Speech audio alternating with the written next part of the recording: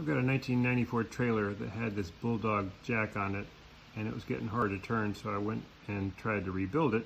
And the Bulldog folks have a video showing that all their 4-inch square tubes can be rebuilt, but these old kind apparently can't because they've got the nut that looks like this that is not made.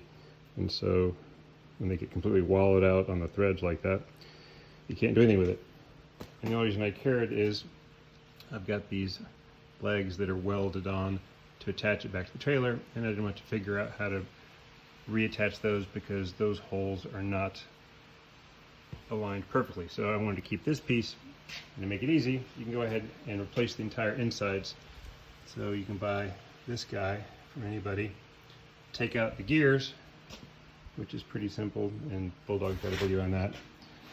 Take out that pin, which is sliding through here, remove the gears, watch your washers, and then take the entire innards, which all this will come out of your old one, and just slide the old one off and slide it onto the new one and put it back together, and you're back in business.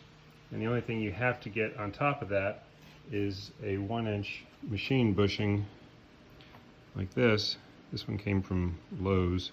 You can probably find that anywhere, because the old style didn't have a spring, and that hole is not perfectly drilled, so you're going to need a bushing to keep the spring from getting caught in that uneven circle and wallowing out.